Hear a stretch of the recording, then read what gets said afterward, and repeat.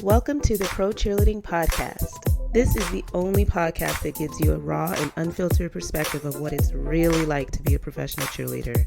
Whether you're currently on a pro team, an alumni, or really curious about what it takes to become a pro cheerleader, the Pro Cheerleading Podcast gives you all the inside scoop and hot topics in the pro cheerleading industry and in-depth interviews of current and former cheerleaders. I'm your host, Mhkeeba. Join me every Wednesday as I reveal the truth behind the Poms.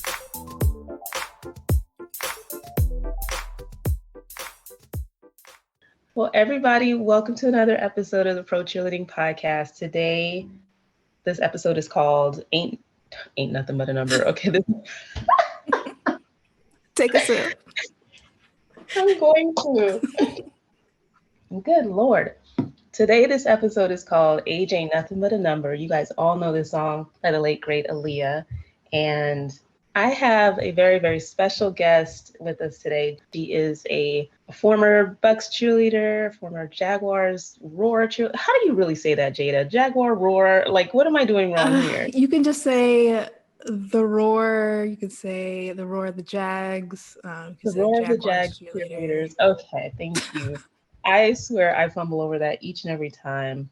Former Pro Bowl cheerleader as well. I mean, Jada, your stats and your bio go on and on and on, and I want you to give into each area, so I don't want to even attempt to summarize this, but you have such an interesting background, and we chose this title. Well, I kind of chose it, but I think this title is so appropriate because you just made a post about all the different things that you're continuing to grow and do as a dancer despite age, and I think this is an episode that so many people spoke up about. I mean, I kind of have my own little war story being a little older than what was expected for pursuing an NFL cheerleader role. But welcome to the show. And I'm just so excited to have you because you had me on your Poms Up, the podcast show, and then we're now doing a swap. So this is all amazing news. And we both have a glass of rosé, you guys. So excuse us.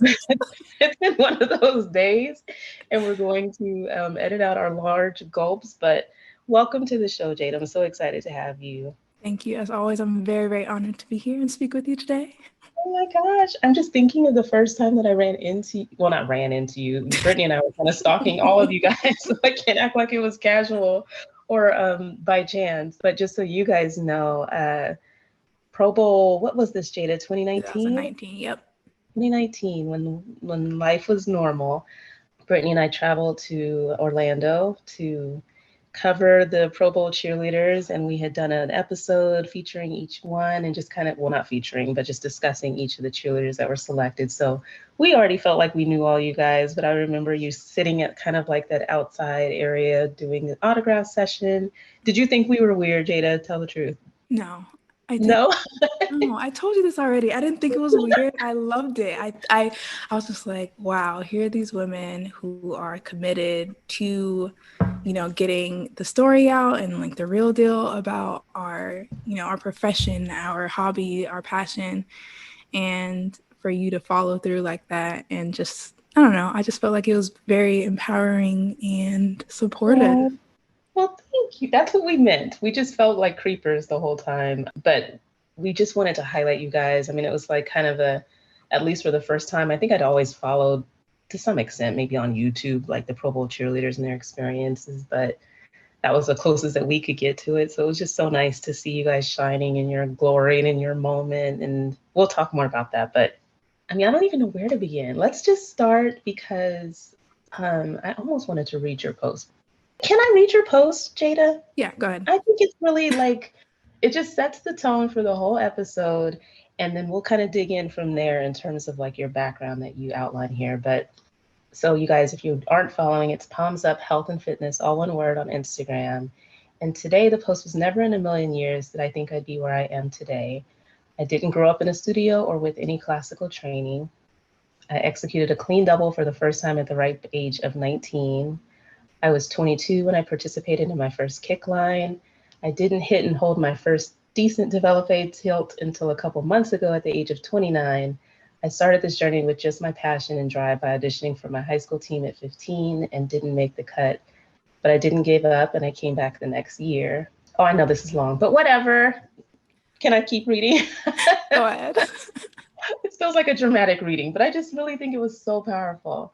But you say I went on to learn, grow, and diversify my talents with multiple organizations in college, then danced for 2 NFL teams where I was voted to represent one of those teams at the Pro Bowl. And now I'm running a business to encourage other women to keep dancing and ignite that passionate joy no matter their team status. I'm even coaching a collegiate dance team. I say all this to remind you that it's never too late to pursue your passions and dreams, and never too late to learn and develop new skills. Go after it, stop doubting your abilities, enjoy the journey, and embrace where you are in it. Push aside that annoying voice in your head that tells you you're not capable or young enough, or that you don't have the history or skill set. You've got this. It's time to live your life and passions full out. You deserve it, Queen. Jada, when I saw that, I flipped out. I was just like, this is exactly the message that I wanted this episode to be about, because I can relate to so much that you put in there.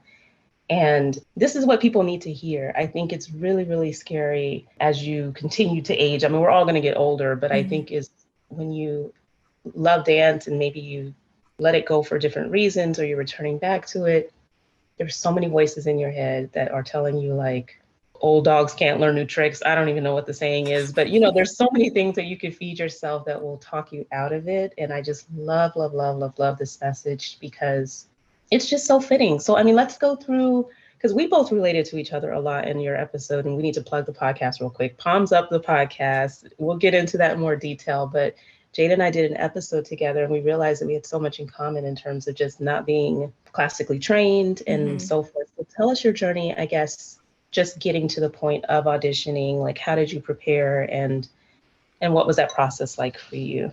So yeah, I grew up and I always just enjoyed dancing around the house, and I always wanted to be a part of a studio and to go to classes, but it wasn't really, I guess, in the plan. Yeah, just with just a lot going on. My mom, she had a lot. She was basically raising me and my sister by herself, and there's so many different things that she had to take care of, and so that was kind of put on the back burner. And it was actually one of the very first seasons of So You Think You Can Dance. I remember sitting on my mom's floor in front of the TV, and I cannot remember who the girl was. She didn't start dancing until she was 16, and I was 15 years old at the time. And just seeing how an amazing dancer she was, and I was just like, wow, like, if she didn't start till 16, and like, maybe there's hope for me, like, I can go ahead and hop in. So that year, at the end of the school year, I went ahead and auditioned for my high school team. Didn't make it, re-auditioned, so I danced with them for 2 years. But going actually into my NFL audition, it was kind of funny because I didn't really plan it. I didn't think about it. I didn't really, ahead of time? I didn't see myself being an NFL cheerleader. I grew up kind of tomboyish. And my mom was like, oh, wow, like, I just got invited to judge the Bucs auditions. And I was like, oh, that's cool. I had just graduated from FSU and I was applying for grad school. And I was like, well, what if I don't, get into grad school, or, I want to keep dancing. And so I was like, you know what, I'm going to audition. Sorry, Mom. And she was like, you just ruined this for me. I can't judge anymore. I can't judge now. She was like torn between being happy and excited for me, and then the disappointment of her not being able to judge the audition. So I went in. And why was your mom selected to be a judge? She cheered for the Bucs in 89 through 92, I believe it was, something like that. She did 3 seasons. And it wasn't on your radar screen? No, she didn't talk about it really. Like, I knew she was a cheerleader, but she didn't, I don't know, it just wasn't something that she bragged about a lot, or tried to push on us or anything like that. One of the things she did. Yeah, she didn't flex. Yeah, and now I'm thinking, gosh, am I flexing on my kids? When I saw those photos, the photos themselves were a major flex. I bet. So then you tank her judging, but you show up at auditions, and how did it go? I made the team, which was a very big surprise for me. I was kind of nervous. Again, I didn't know if I was going to fit in with these girls because, again, it just wasn't my vibe. I never really wore makeup. I wasn't, the glam type.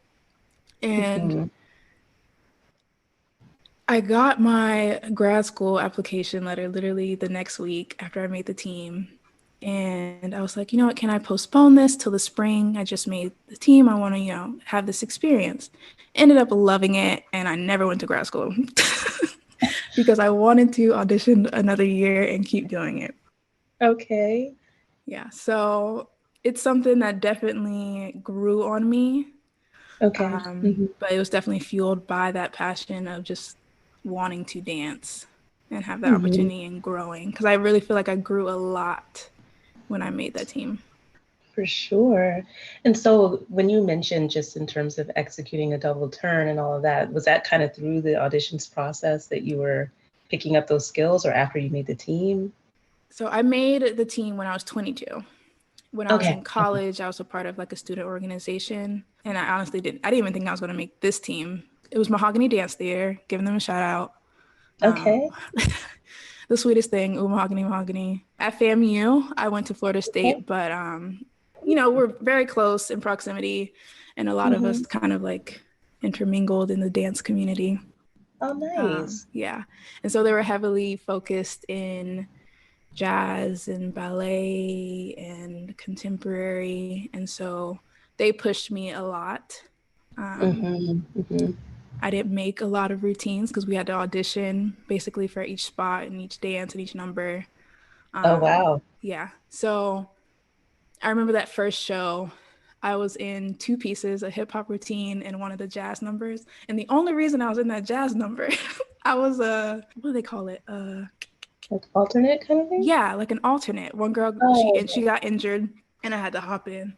And when I tell you the pressure was on, I don't I think can I'd only ever been so imagine. nervous, like having to live up. I was just like, okay, Jada, you got to get it together. You got to get together. Like, you got to hit this, squeeze and hold. Right, right, right. Arabesque. Okay, I'm doing my best. It was one of those things. So yeah. Well, that's so cool. You even had the opportunity. Like, if I was at Georgetown and I know we had like a consortium with Howard and all the like GW, George Washington, like all the area schools where you could take classes at each other's university, I guess. If that was open to cheerleading and dance programs, like I probably would have been like, I'm not cheering for Georgetown. I'm about to try to be a ooh la la girl. But anyway, that's really cool that you had an opportunity to do that. And like you said, even though it's scary, you're kind of pushing yourself and growing in dance through that process. So it's okay. So then you were 22 and you made the team. And so you cheered for two programs, which is really awesome. I did 2 seasons in Tampa, and then I moved to Jacksonville for Teach for America. Okay. And after my first year in Jacksonville, I decided I was settled and ready to dance again, even though I told myself I wasn't going to audition because I Okay. didn't want to switch teams, the loyalty and never betray my teammates Right. but I wanted to dance so bad, and I just wanted that team aspect and the structure of it all. Hmm. Just because it was such a huge difference and a huge transition between being on the Bucks and being on that team to not having any of that and being in a new city, and so I felt kind of Yeah. lost without it. Hmm. Hmm. No, that's understandable. It does provide, and that's so interesting. It makes me think of a conversation I had with, I forget what I named his episode, but it was a man named Kurt who coaches like former athletes or just change management for different people. But he was speaking to a big part of the adjustment for a lot of the athletes is just lacking that structure with their day where like kind of like, you just had a schedule that you were used to, even if it was crazy as all get out, Mm-hmm. like you're used to having that kind of go, go, go, and just a way of balancing all of your time. So when it goes from that to nothing, it definitely feels like a huge, huge void. Like, what do I do with myself and all this time on my hands for sure, especially in a Exactly. new city. Yeah. Cried Yeah. all the time, like didn't know why I was crying. It was definitely a pretty dark time for me that year. Yeah. No, understandably.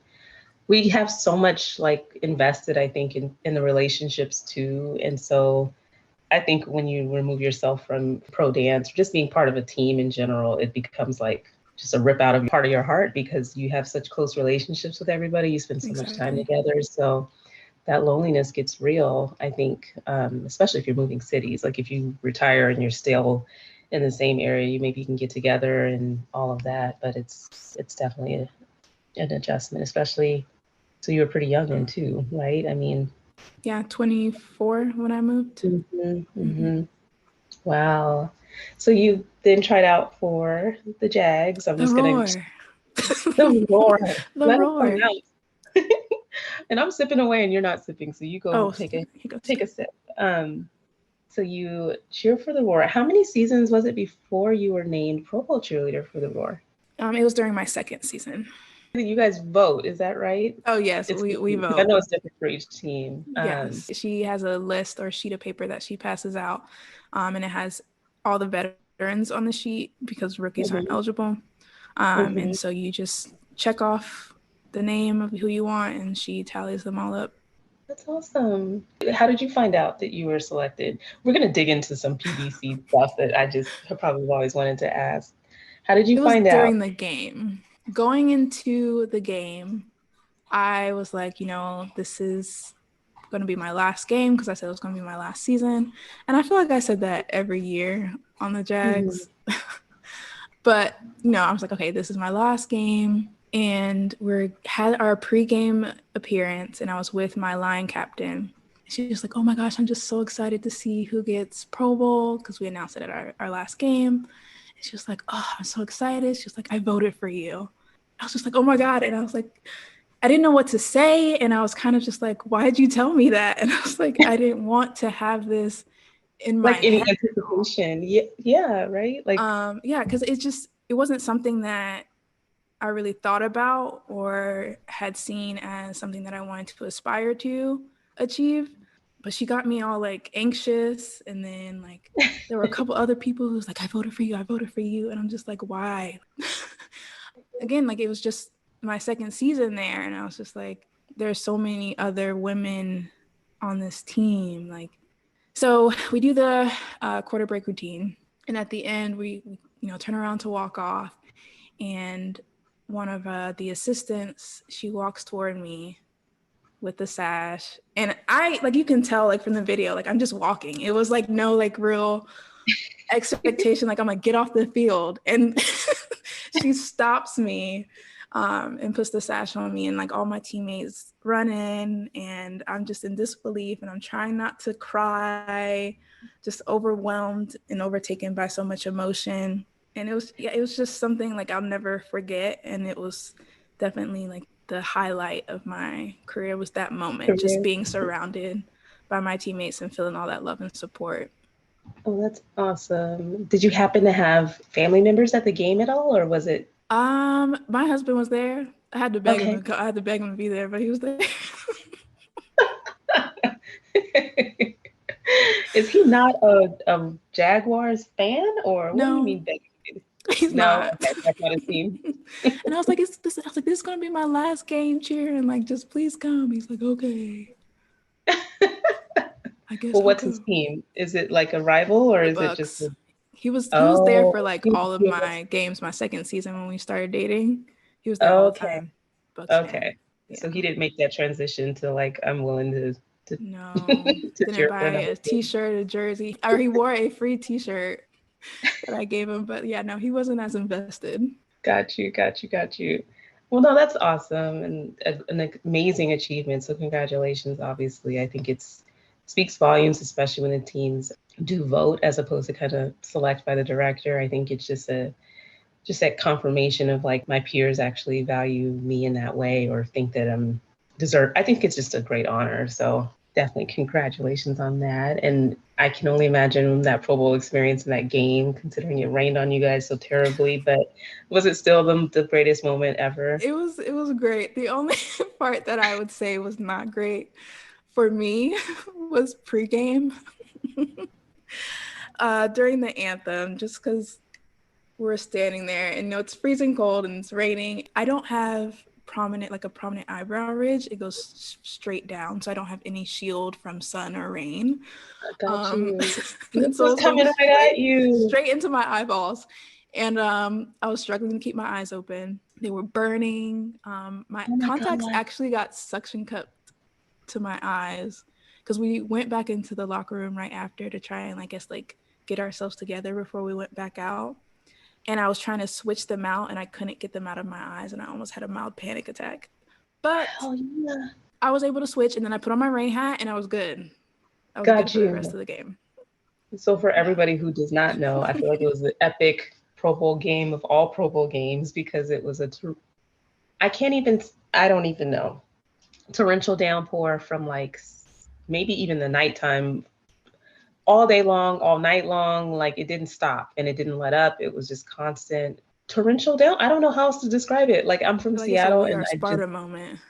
It was like crazy. Like a gladiator. And it wasn't even like warm, like you said, it was cold. So it wasn't like a summer rain where it's like, oh, this is kind of cute and sexy. No, it was just cold and ridiculously wet. Like we flew all the way from Seattle and we were fully intent on going, and we're from a rainy behind area, but we were like, this is some other stuff right here. We can't handle it. But no, that's so hard. I mean, like when we have rain games here in Seattle, we would wear, I mean, it was ugly. I'm not ugly, but it was just like a baseball cap, but you needed it to kind of at least shield some part of your face. I can't imagine if it's all beating at you, like makeup getting in your, oh my gosh, pain, just uncomfortable. That's why I had to put on that rain hat. Everybody else, like not everybody else, but a lot of people were trying to be cute. And I was like, look, I need to be able to see, one. So I'm wearing this hat and I'm wearing this rain jacket because I'm not going to be cold. Like I'm gonna have a good time and not like trying to think about freezing my bones off. No, that was a necessity in my view. You guys were such troopers. I mean, I didn't go to the game to see all of it, but it was just knowing what that day was like. It was just like, wow, I cannot believe they're out here dancing in that and with a smile and looking graceful. And, you know, you're with your sister. So I guess it all works out, but just crazy. So let me talk about like some of your later ventures after retiring, because you started the Poms Up podcast. Timing wise, I think you started the Poms Up health and fitness group too. So just kind of talk me through retirement and kind of what your game plan was in utilizing because you're a certified personal trainer, right? And wellness coach. So I want to kind of hear how you brought it all together in your career post dance. Yeah. So while I was cheering, I actually taught Pure Barre for a while. And that kind of sparked my health, wellness, fitness journey. And so when I retired, I was thinking about how that first year when I moved from Tampa to Jacksonville, how insanely difficult that was for me and how I couldn't be the only one. And I spoke to a few of my Pro Bowl sisters at our reunion, January 2020. And a lot of them communicated the same struggles and issues that they were dealing with or that they were scared to deal with once they retired. So I kind of merged everything together with, you know, being a health coach, my history in being a fitness instructor, and just my experiences to put together Poms Up and to target former pro team dancers and cheerleaders. And of course, I make sure I also reiterate that this isn't just for us, but it does address and is modeled after the unique challenges and struggles that we deal with. So I have, you know, people take my classes who may be preparing to be on a team or are still on a team. Of course, people who are no longer on a team, or women who just love the style and who want to, you know, do the dance pro. Like how we used to dance. Yeah. There was actually a woman today who messaged me she said she just started dancing during the quarantine. And she was just like, oh, I'm so like, this page has been such an encouragement. Like, I really love it. Like, I know I'm not the target audience, but like, I'm here for it. Like, this is awesome. Yeah. So it makes me feel good that even women who don't necessarily fit into that niche still feel like they belong and valued in this space. Yeah, that's awesome. So I think that's really important. So yeah, it's just all about maintaining, you know, health even afterwards when you don't have that aesthetic motivation. Still finding the joy in dance, because I may have retired from dancing on the sidelines, but I did not retire from dancing. Like, I'm not giving that up. I'm still a dancer at heart. And so it's just important that people remember that. And so that's why I started Poms Up, and that's why I do what I do. So let's give our infomercial for the program. I mean, I know you have a Facebook group, but is it kind of by class or what's the structure of the program? So there's not a set program. It's kind of just whatever you feel comfortable doing. So there is the Facebook group where people can interact with others. And last year I set up the ability in the Facebook group for mentorship where you can, pair up with someone. And we had a few mentors sign up, but there weren't a lot of people seeking that. Like in the polls and stuff that I put up, people were saying like they wanted it and they wish they had it. But I think people are still a little scared into actually taking that step and committing in order to do that work. Yeah. But classes you can do live or on demand. All of the classes are recorded. I have over 60 classes that include sideline cardio, which are the dance classes, stretch and strengthen, which is flexibility training. And then I have bands and bells, which is strength training, working with lighter dumbbells and resistance bands and such. Okay.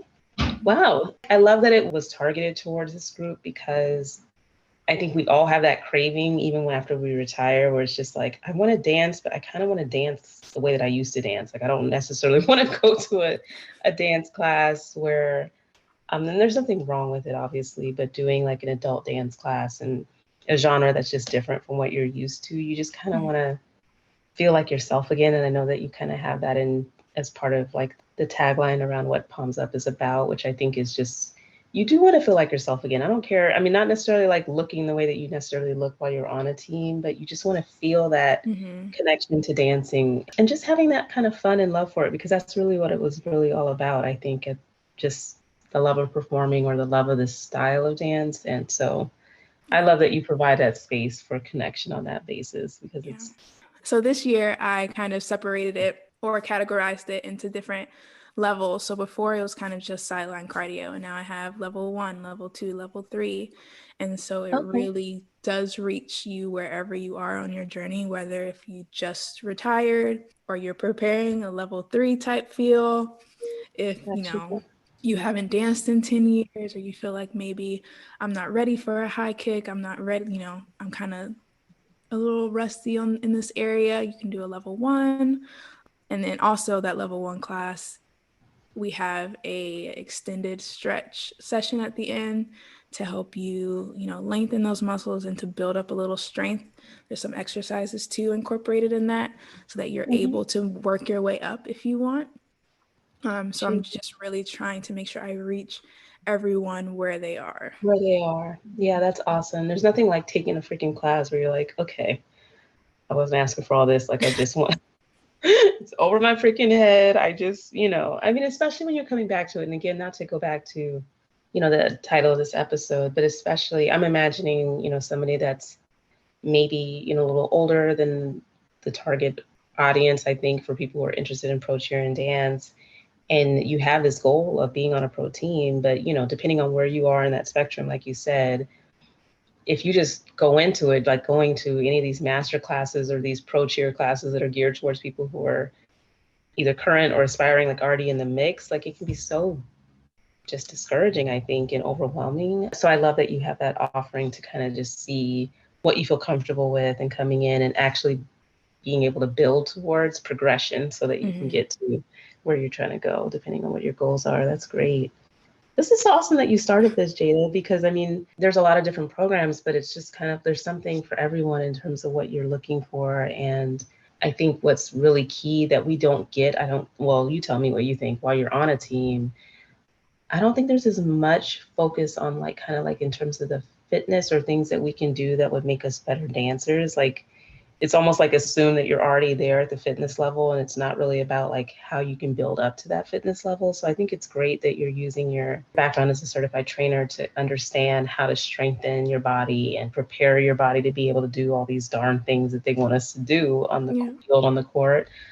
Because it's not something that they spend time teaching us when we're on a team. It's just kind of, not necessarily. Some programs are different, but I would say by and large, it doesn't seem to be part of the program. I agree. I feel like sometimes there's some things that they ask you to do or they have you do to help you work on your stamina. You know, you have to be able to make it through a game day, but it's not so much of the skills part. Mm-hmm. It's more so, you know, because, you know, you got to look good on the Yeah, sidelines. You got to the look good. focus is more aesthetic than, yeah. And then, of course, you know, we don't want you to pass out. But other than that, like, you know, you're good. Just don't As long pass as you look out like that, and look good. yeah. As long as you look like that in the uniform, you're golden. That seems to be, at least back when, I would say the focus is, like you said, stamina and the look, and just obviously what you need to do to maintain that look is figure it out and stick to it. It was kind of the message. So tell me about the Poms Up podcast that I had the joy of being a part of. Thank you so much again for having me. Of course, I had to have you on. Like I said in the episode, which we titled, Where Do We Go From Here? Where do we go from here? Yes. Future Pro Cheer. The podcast is on a little bit of a break, I guess, for a season, just because I was moving and there was a lot going on. So yeah. Breaks are good, for the record, for anyone and everyone. It's like there's so much work in it. So congratulations on launching one. It's like it's not a game in these streets. So I'm glad that you're taking the time. And it's definitely like a passion project. For sure. You're putting in all this time and effort and money. You know, still getting charged monthly, even though I'm not putting out any episodes, but the message still has to be out there. So gotta do what you gotta do. As a fellow podcaster, it's been on me to like, okay, treat it like a business, find ads, find sponsors. But there's so much energy that goes into producing a show and editing a show, and like you said, charges and fees and things that you're having to pay for the hosting. And I'm not saying it to kind of like toot our own horns, but it's a lot. I'll just put it out there, and it is a passion project. And before you even get to the level of going after sponsors and ads and all those things, I mean, I know some people come out of the gate with it, but when you're kind of like an indie podcast, it's definitely building blocks to even get there. And there's so much work that goes into it. So again, my hat's off to you for taking those steps and joining the podcast world, because it is definitely more than you kind of know that you're signing up for when you initially do it. Yeah, no, I will definitely buy some ad space for you. Oh, you're so sweet. Hold me to I it. To get it together. I hate ads, and that's why I get you. I said I'm not going to have any ads. Yeah. Unless it was like, because you're listening, you get such and such % off. I don't want to hear it. Like, I don't want to hear it. Anyway, continuing. Poms Up the podcast. What inspired you to launch it, and all of the good things about it? What did inspire me? I think I just felt like I had more to say than what an Instagram post could contain. And I wanted to be able to share stories, other people's stories. And so like, what kind of platform or what can I use to be able to get these messages and these stories across? And it's like, of course, a podcast. And it was something that was suggested to me before. And I was like, no, like, I'm not good at talking, and I don't think it's something I could do, and just, you know, downing myself. And I was like, well, if I'm telling other people's stories most of the time anyway, it's like I don't have to talk that much. I just ask a question and let them talk. Unless you're a chatty patty like me, and you end up editing yourself out of the whole episode. I'm like, shut up, Mhkeeba. Go ahead. Yeah, lead like now. No, it's good. I love it. And so I'm just like, I'll go ahead and do it. And so I was, made a whole list of who I wanted to hear from, who I thought had a very interesting story. And there's still some people on that list that I haven't reached out to yet that will be in the next season whenever that happens. So yeah, it's kind of more of just sharing people's journeys and their stories after, pro cheer and pro dance, and where it's led them and how it's built them into who they are and what they do. Yeah, just that encouragement. And I wanted to share these stories as an inspiration for others, and just to let them know, you're not alone. This is what, we've all gone through, and this is how we've transitioned and built ourselves up and continued to be these rock star women. So that's why I started the podcast. Awesome. And what was your favorite episode? I have to ask. I mean, I know there's You had your mom on, like, Oh it's hard yeah, to pick that one, one. I'm sure. If mama's listening, that was the favorite one. That's tough. I don't Well, how know. about this one? What did you say that you learned the most from starting the podcast that you didn't know before?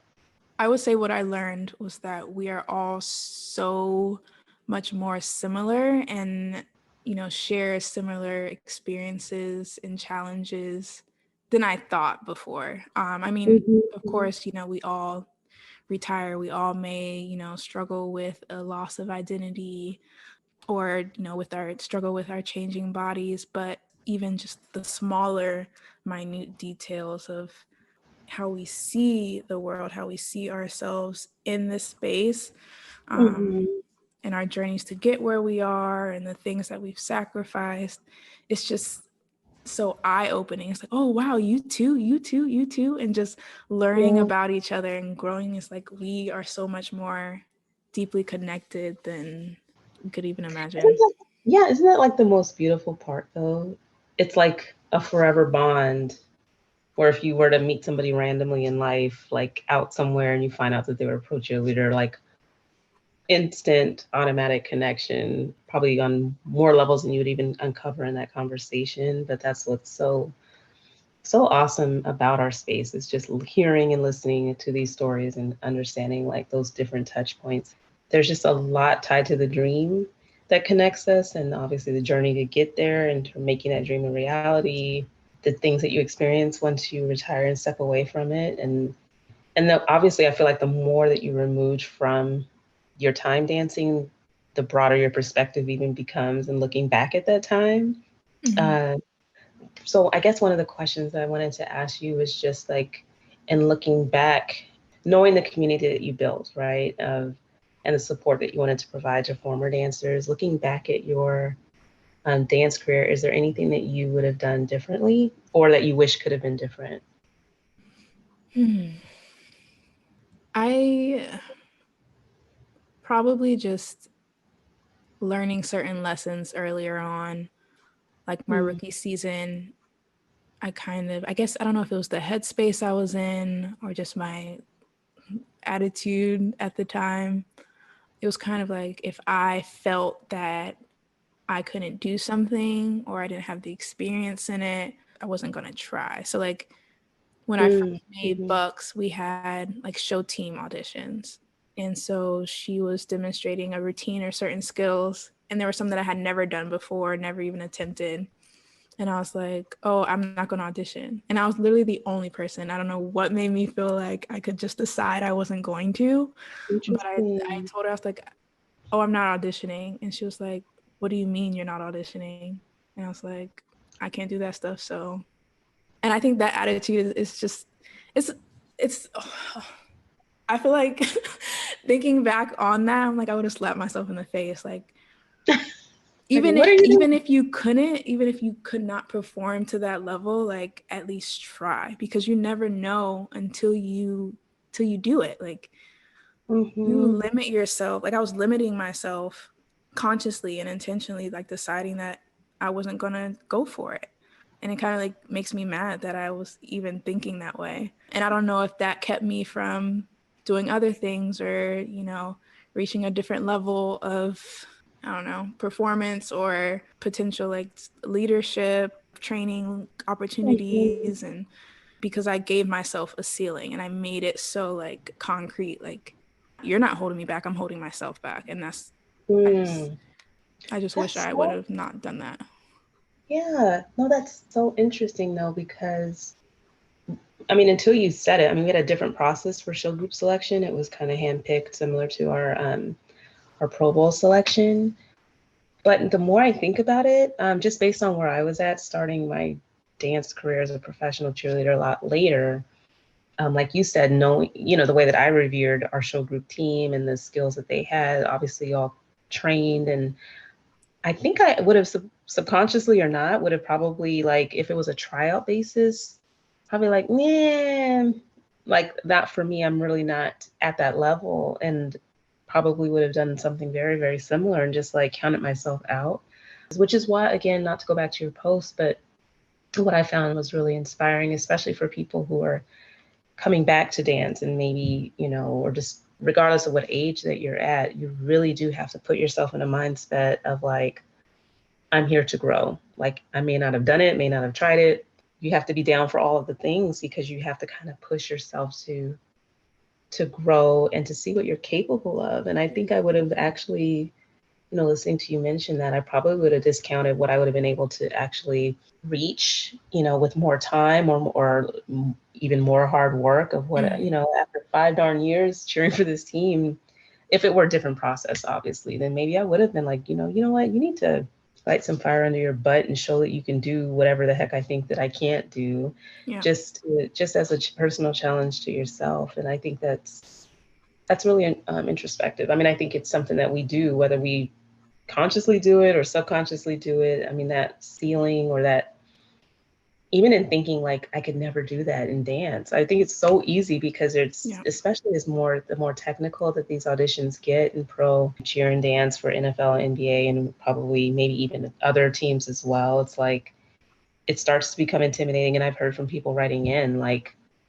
I don't know where I even fit anymore because I could never do this stuff, or these requirements are new. I don't know what the heck they want from me. Like, a lot that will get in your head and make you feel a little more handicapped in terms of like even having the mindset of trying. So I think that's really, really awesome what you shared, because you just kind of got to see what you're made of. You have to try, or be willing to try and fail perhaps even, but just wanting to pick up those different skills, or recognizing maybe what you're not strong at and deciding like, I get it. I don't have it right now, but I can get it. And that's something that, again, with your classes too, in terms of understanding that you're building towards being able to progress to the next level. I think that's what people might be lacking, is like, I know what I'm supposed to be doing and what I'm supposed to look like and what I'm supposed to have as skills, but like, really what's a good footprint for me to try to get there. Yeah. And I think at the time I felt like I was being brave in some sort of way, like trying to speak up for myself, when really it was more of just the way I handled my insecurity. And I didn't want to be embarrassed, or I felt insecure about my dance skills compared to other people's. And yeah, like you said, it's kind of like getting comfortable being uncomfortable, just doing it, going for it, and processing that insecurity, and not just being like, oh, I'm just going to point out these flaws and these quote unquote handicaps I might have before someone else is able to say anything about it. Or they do it, right? Yeah. Why do we do that? It's a very natural, probably, inclination to do that. But you're so right. It's like you said, almost like an assertive, like, I'm just going to nip this in the bud right now. I don't do X, Y, Z. Let me spare us the whole experience, and I'm just going to like not do it. And it can seem like you said, like you're, being self-aware or trying to, tackle things head on, but you're also very, you're limiting yourself in ways that you probably don't intend to.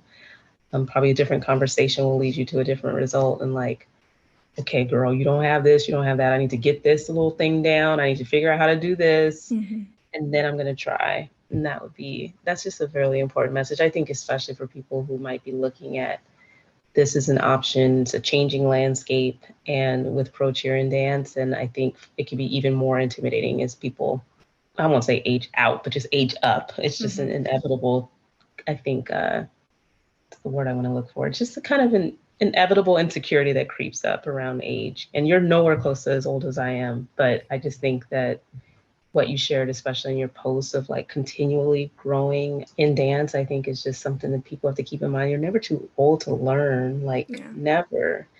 Yeah, I just hit that too. And I'm not dancing. I'm not trying to like audition for a team. Yeah. But yeah, like with my classes and like doing the stretching and working with the flexi stretcher, like I was like, ooh, I was doing my photo shoot and I was like, I'm gonna try it. Hit it. And I was like, ooh, I saw that photo and I was like, oh my gosh. That's me. That's me. Like I did that. But it has to feel so good. And I know it's something that comes to mind too, especially with having the podcast. I mean, there's so many, senior dance teams in the NBA of, people that are coming back to dance, whether they're former cheerleaders or dancers. or just people who just really, really love to dance, and their stories are like, it just moves you to your core because like they didn't let anything stop them. They like go out for the sports team and they give it their best, and they end up just growing in dance in their 60s, 70s. I don't even know the oldest out there, but I think it's extremely inspiring. And it's just like you said, a sign of like, never give up. There's never too late to start on the journey. And the conversations that you have with yourself, I think the people you surround yourself with along the way, you'll be surprised what you can accomplish if you're kind of like feeding yourself the right messages around putting yourself out there. That's so great you started this community. I mean, like, and we all have to kind of be gentle with ourselves too. You know what I mean? Yeah, Because I think we can, exactly. there's so much critique and drilling down on like being audition ready and whatnot. But, you know, it's a freaking process, you know, to get there. It's not like you just whip yourself into shape and slap yourself around and then you boom, you're ready. Like it's very introspective, and you're kind of having to like dig a little deeper and face those insecurities and work on those things that are tough and uncomfortable, and just kind of just take it on and test yourself and see what you're capable of. I think it's just, I don't know. Anyway, I'm on my soapbox. Thanks, Rose, I guess. Thanks for on that note, taking a sip. Taking a sip. So one of the things that I also wanted to just to ask you about in general was just like looking again back at your career in dance. Do you think, I mean, we kind of talked about this a little bit on where do we go from here on your podcast, but I'm going to flip it around a little bit for you and just asking, just based on a lot of the changes that we see with different programs, like what would you say to people who are maybe, I wanted to focus on age, but maybe just a little further removed from dance? Like, what would you say in terms of like words of advice or wisdom around approaching this dream of becoming a professional cheerleader at that stage? I would say do what you can to prepare yourself physically, mentally, emotionally. Make sure that you understand that a no doesn't necessarily mean no forever. It's more of a not right now. And there's certain things that you may need to work on. Because like, you were on a team, didn't make it back and re-auditioned again. There's plenty of people who've received no's and came back time and time again.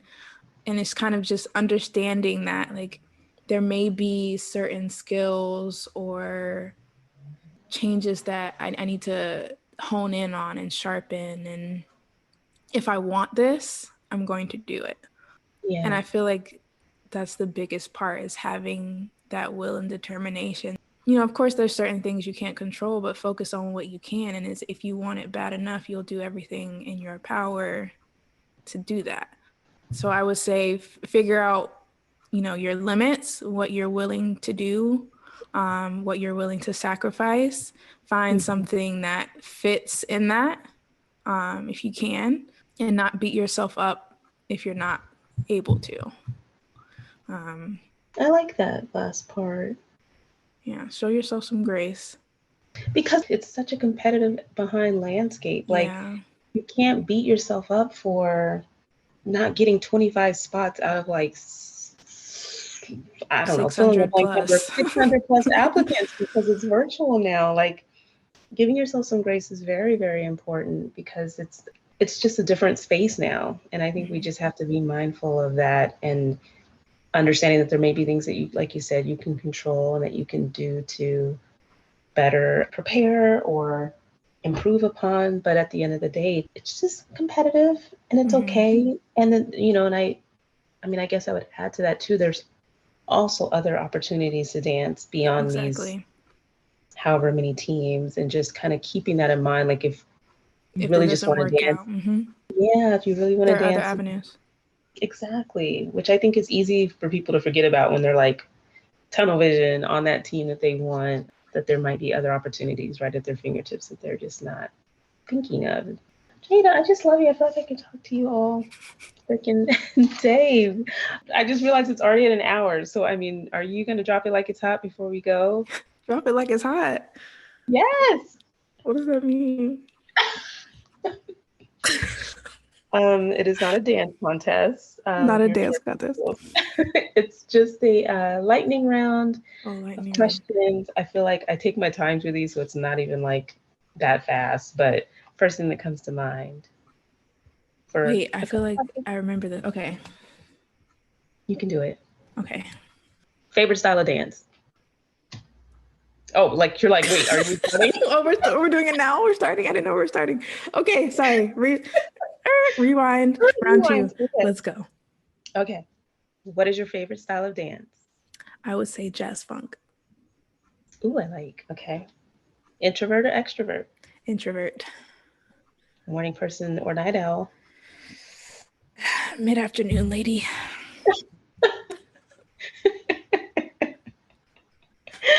I feel like I'm moving more towards that. I used to be a night owl. Now I'm like trying to get my butt to fall asleep. So it's like, hey, just hit me in like midday and I'll probably be. 11 a.m. and I'm operating prime.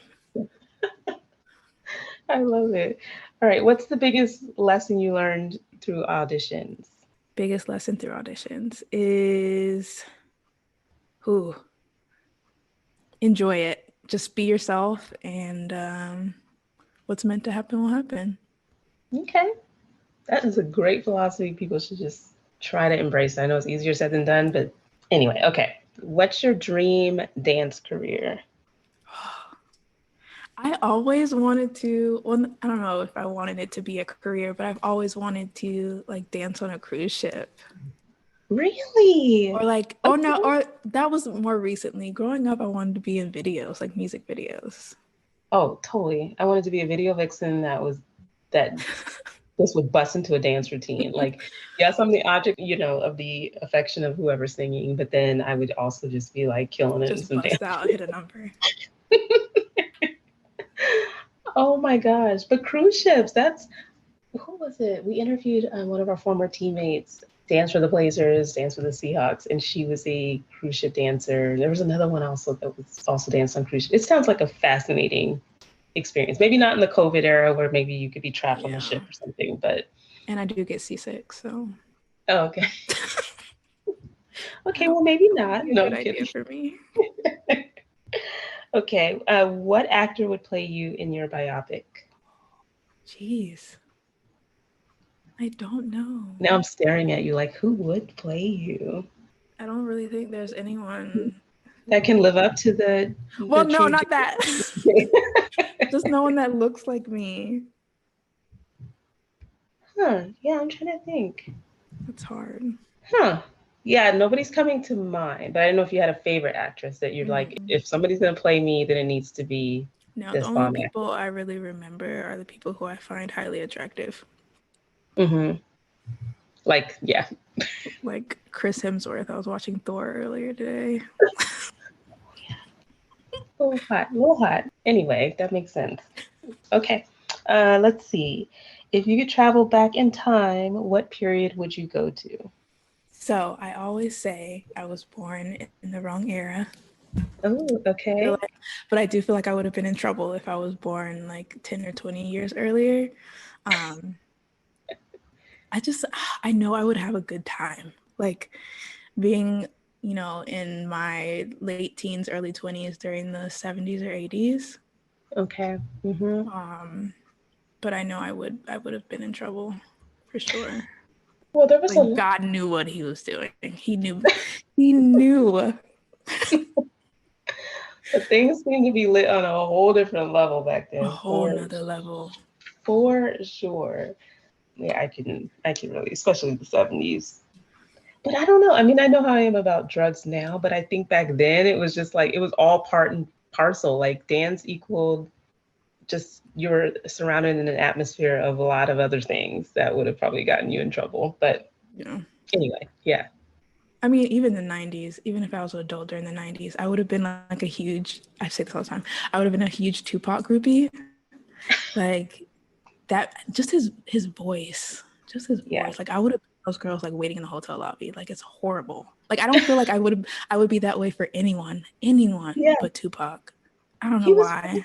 Though, as an adult from that period, I mean, I remember, okay, I'm sounding so old, but It's not that I wasn't really into rap, but he was the first rapper that I will say that I was just like listening to in my little headphones, knowing all the words, like just thug life. I mean, if I wouldn't have gotten a tattoo, but I mean, I was so about that life for Tupac. I can relate. He was just fascinating as a person, I think, and his whole just mojo was just like it was infectious back then. Like you had to be crazy not to. Yeah. Oh, well, I was like 5 when he died. Oh wow! Oh, you're such a young one. Okay. Yes. I'm like, oh dang, I was definitely an adult. But yeah, it was an era. My daughter still says like now, I mean, all the 90s fashion is back and all that stuff, but I'm just like, you're talking about the era when I was first an adult. And I was just like, I can tell you about it if you really want to know about it. But okay, a couple more. Let's see. If you could live in any sitcom, which one would it be? I don't watch many sitcoms, but I would say, I guess Blackish. Oh, yay. Yeah, that's a good Yeah. one. It's so funny. I was just watching their Juneteenth episode the other day. Clever writing. Okay, let's see. Last one. Let's see. What, if anything, would you change about the pro cheerleading industry in its current state? You are the president of the Cheerleading and Dance Professional Association. Horrible title, but what would you change if you had a magic wand? I think I would change just how they approach or have them actually approach the issue or transition from pro cheer. I feel like they put so much energy and effort into molding you Mm-hmm. and developing you, and they put so much emphasis on even being on the team. Like teammates will be like, oh, this team is so great, I've grown so much, or it's helped me to become the woman I am today, and all these things. And it's like we kind of lean so much on it that when we step away from it, it's kind of like a crutch that we've been leaning on. And so all of a sudden we have to hold ourselves up. Mm-hmm. And I guess finding a way to either make that transition an easier one or to loosen that hold while we're on the team, give us a little bit more freedom, voice, and control over who we are and who we're becoming. I love that because they do provide that resource to the players. I think maybe each club is different, but there is absolutely a recognition that the athletes tend to fall off a cliff, so to speak, when their careers are over. Mm-hmm. They haven't done anything in the field that they probably studied since they graduated from college. They haven't had any time or energy for internships or job opportunities, so they're just literally, left to their own devices, and it can be very, very detrimental to how they do after they leave the pros. So I think why not extend some of that support and resources to the dancers who also sacrifice a good deal for the organization. I think that would be an excellent change in our world because when you think about it, there's so much time devoted to the organization when you're part of a team that unfortunately, unless your growth and development is coupled with that, you don't have time or energy to add to yourself in that way. And Especially if you're so younger. exactly, like I've seen and heard from plenty of people who you make certain trade-offs with your career, with your education, different things when you are giving so much time and it's just not feasible to really do both. And so you don't want it to be a situation where once they stop, they're looking back at like, dang, I gave up all of this and I don't even really have anything to support or lean on when it comes to figuring out what do I do now. I mean, it's one of the heartbreaking things I think about our space because there's no regard. Like the directors are focused obviously on the team that they have at the moment. There isn't like a retiree association, so to speak, or if you do, it's more around maybe just the social aspects of it, not so much like networking or trying to help people and figuring out what to do with their lives. So I think that's really an awesome observation. Things that I wish we could change and do something about, but I love asking that of my guests because we've lived it, we've done it, and we know what would be helpful to make our space even better for the next generation of people coming after us. So thanks for sharing that. Yeah. I told myself too with the collegiate team that I would make sure that I stressed the importance of not placing so much pressure or value in this title. Mm-hmm. I don't want anyone to feel like this is their worth. This is their purpose in life. It's like, because what are you going to do when this is over? Very, very true. Thank you so much for doing this, Jada. This has been a great conversation. I hope people feel inspired just in terms of just the journey and appreciating the journey and the resources that are available along the way to just really improve and to build and to grow. And it's never freaking too late. Never. Never too late. Never too late. Well, I appreciate our glass of rosé. Cheers to you, my lady. I finished all mine. I don't know if you finished yours. I got a little bit left. A little bit left. Well, have a good night. You too. All right, take care, Jada. Thanks so much for listening to the Pro Cheerleading Podcast. You can follow your favorite podcast on social media at Pro Cheerleading Podcast on Instagram, at Pro Cheer Podcast on Twitter. We're on Facebook, on YouTube, and you can support your favorite podcast on Patreon. Until next time, keep your eyes on the sidelines.